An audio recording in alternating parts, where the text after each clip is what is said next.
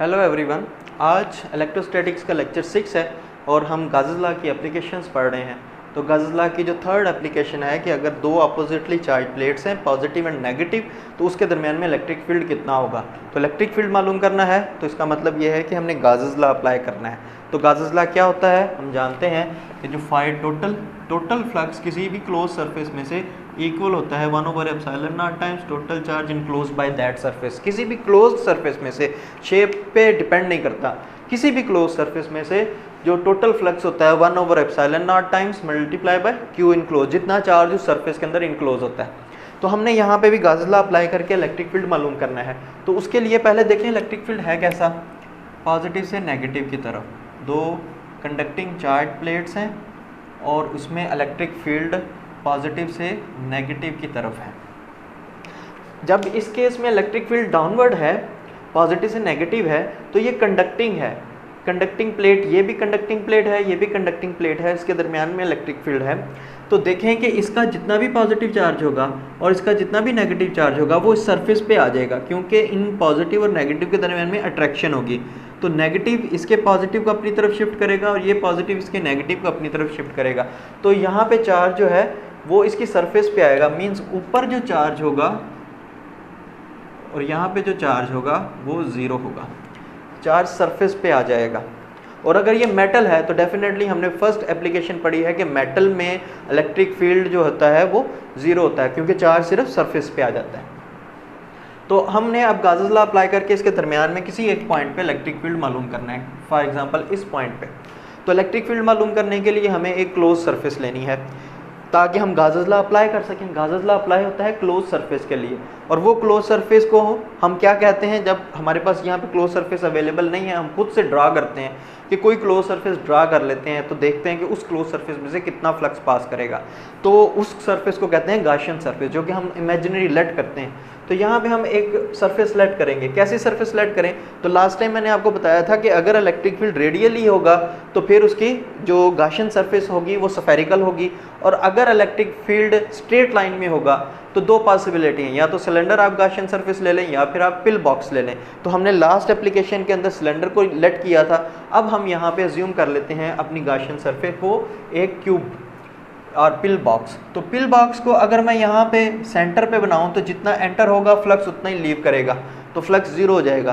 तो इसका मतलब ये है कि एक एंड इसके ऊपर होना चाहिए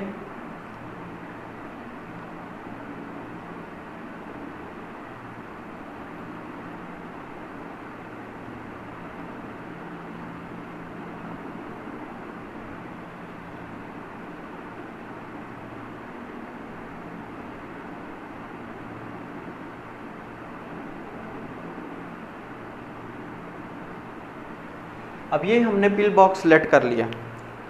तो ये पिल बॉक्स, इस पिल बॉक्स में से कितना फ्लक्स पास कर रहा है पहले हमने ये जो है वो कैलकुलेट करना है। तो जो नीचे वाला फेस है इसका, इसके 6 फेस होंगे। इस क्यूब के, किसी भी क्यूब के 6 फेस होते हैं। उन 6 फेस में से जो नीचे वाला है इसको हम A B C D कह देते हैं। सिर्फ इसमें से फ्लक्स पास करेगा, बाकी सब में से फ्लक्स पास नहीं करेगा। उसकी वजह यह है कि जब इलेक्ट्रिक फील्ड आप अज्यूम करें कि जिस रूम में आप बैठे हैं तो उसमें से इलेक्ट्रिक फील्ड ऊपर से नीचे की तरफ आ रहा है, तो वो सीलिंग में से नीचे की तरफ अगर आ रहा है तो वो सिर्फ और सिर्फ उसके फ्लोर में से पास करेगा, इसकी जो 4 दीवारें हैं उनमें से पास नहीं करेगा। फ्लक्स की डायरेक्शन, जो इलेक्ट्रिक फील्ड की जो डायरेक्शन है वो डाउनवर्ड है। इस वजह से इनकी जो बाकी 4 दीवारें हैं, जो 4 इसके फेस हैं, उनमें से फ्लक्स ज़ीरो हो जाएगा, सिर्फ इसमें से फ्लक्स पास करेगा। तो इसको हम कोई फेस नाम दे देते हैं, फेस।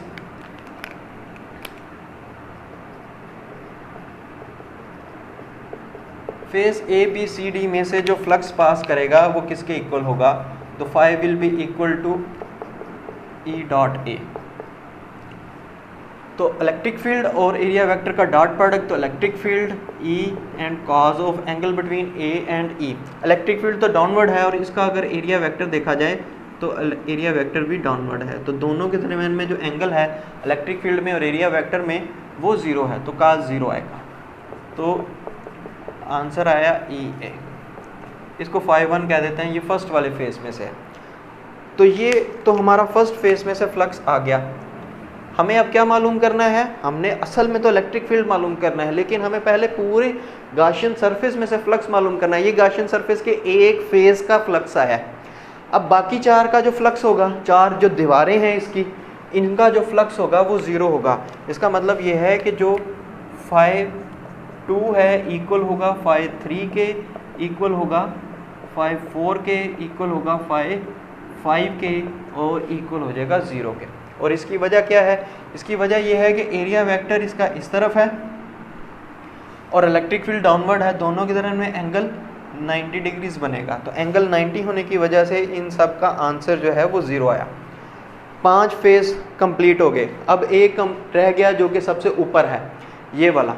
अब इसका जो फ्लक्स होगा φ6 का इक्वल होगा E.A।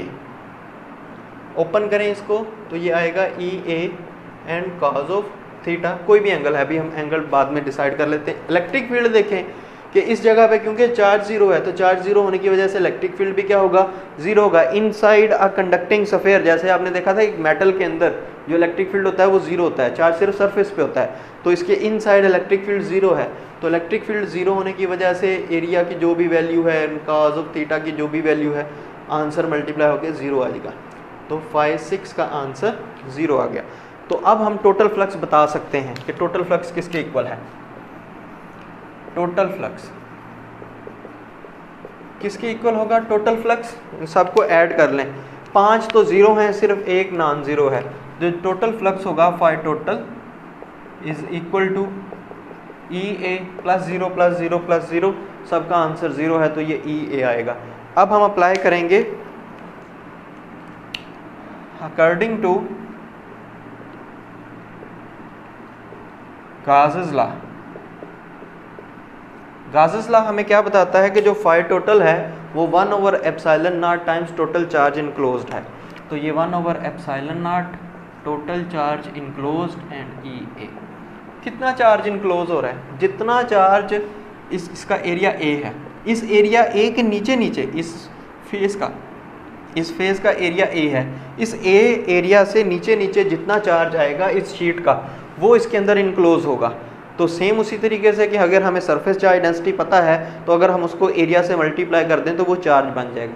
तो इसकी सरफेस चार्ज डेंसिटी सिग्मा है, तो सिग्मा को जितना एरिया में चार्ज चाहिए है, A एरिया में चार्ज चाहिए, तो उसको मल्टीप्लाई करेंगे 1/ε0 क्यू इनक्लोज के sigma multiply by A is equal to EA। Area से कैंसिल होगा और हमारे पास बचेगा sigma divide by ε0 is equal to E। और चूंकि इलेक्ट्रिक फील्ड एक वेक्टर क्वांटिटी है तो ये sigma divide by ε0 and R unit vector. R unit vector इस डायरेक्शन के में R यूनिट वेक्टर है इलेक्ट्रिक फील्ड की डायरेक्शन में। तो ये इलेक्ट्रिक फील्ड आ गया दो चार्ज प्लेट्स का, एक पॉजिटिव और एक नेगेटिव, और इनके दरमियान में electric field sigma divide by ε0 है। लेकिन अगर हमने सिंगल प्लेट का मालूम किया था तो वो कैसा आया था, तो उसका इलेक्ट्रिक फील्ड एक प्लेट का सिग्मा डिवाइड बाई 2ε0 आया था। तो इसका मतलब ये है कि ये वाला इलेक्ट्रिक फील्ड हाफ है और ये वाला इलेक्ट्रिक फील्ड दो प्लेट्स की वजह से जब इलेक्ट्रिक फील्ड है पहले से डबल हो गया है, और पहले वाला इलेक्ट्रिक फील्ड हाफ है। जो सिग्मा है इसको सरफेस चार्ज डेंसिटी कहते हैं। सरफेस चार्ज डेंसिटी तीन किस्म की हो सकती है। अगर किसी भी चीज़ को मास को या चार्ज को अगर हम लेंथ से डिवाइड करते हैं तो वो लीनियर डेंसिटी कहलाती है, पहले लीनियर डेंसिटी कहलाती है। लेकिन अगर हम एरिया से डिवाइड कर दें, इसको सिग्मा से रिप्रेजेंट करेंगे, and charge per unit area को हम सरफेस चार्ज डेंसिटी कहते हैं। और आप जानते हैं कि आप डेंसिटी यूज़ करते रहे हैं मास डिवाइड बाय वॉल्यूम। ये वॉल्यूमेट्रिक डेंसिटी है, ये सरफेस डेंसिटी नहीं है। तो ये मास को वॉल्यूम से डिवाइड किया। तो डेंसिटी तीन किस्म की होती है। अगर किसी चीज़ को जैसे चार्ज को लेंथ से डिवाइड करेंगे तो लीनियर चार्ज डेंसिटी कहलाएगी, और अगर हम चार्ज को एरिया से डिवाइड करेंगे तो वो सरफेस चार्ज डेंसिटी कहलाएगी, और अगर हम चार्ज को वॉल्यूम से डिवाइड करें तो इसका मतलब ये है कि वो वॉल्यूमेट्रिक डेंसिटी कहलाएगी। तो आज के लिए इतना ही। तो नेक्स्ट जो है हम मिलते हैं लेक्चर 7 में।